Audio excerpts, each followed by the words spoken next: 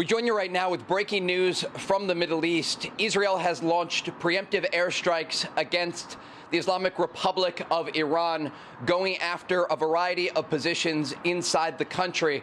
Israel's defense minister, Israel Katz, declaring a special state of emergency across the country.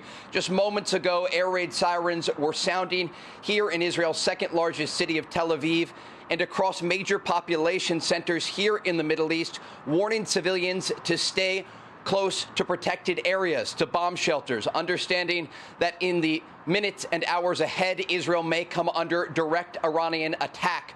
We are getting a new statement from Israel's defense minister, Israel Katz. He says, in part, the state of Israel has launched a preemptive strike against Iran. Defense Minister Israel Katz declares a special and immediate state of emergency across the entire country. The state of Israel has launched a preemptive strike against Iran to remove threats to the state of Israel. As a result, a missile and UAV drone attack is expected against the state of Israel and its civilian population in the immediate time frame. Remember, there has been an ongoing U.S. military buildup across the region for the past 2 months. The world's largest aircraft carrier, the USS Gerald R. Ford, is now just off the coast of Israel, near to the northern city of Haifa. You have the USS Abraham Lincoln Carrier Strike Group in the Arabian Sea, a variety of U.S. destroyers in locations across the region. And, of course, U.S. fighter jets, not only here in Israel, but also in places like Jordan. You heard just last night President Trump talking about what he prefers, a peaceful and diplomatic path that was offered to the Iranians, understanding, though, that they have been incredibly difficult in the past to reach agreements with.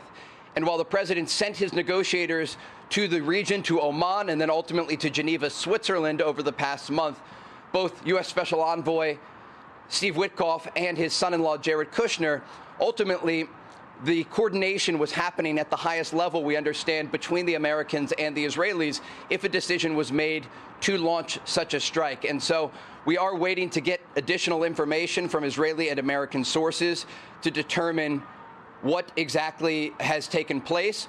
But I'm going to give you all of the updates that we are getting in right now as we receive them. We understand, according to the transportation minister of Israel, that Israel has now closed its airspace to civilian flights. Again, this is a precaution, understanding that the Israelis now are bracing for a variety of incoming possible ballistic missile and UAV attacks against their country. Remember, we were reporting here live during the 12-day war last June as the Israelis and the Iranians exchanged blows. And the Iranians have the ability to launch ballistic missiles. They take about 12 minutes to get to Israel, and they can cause significant damage to major population centers here. We also know that Israel has a variety of air defense systems at its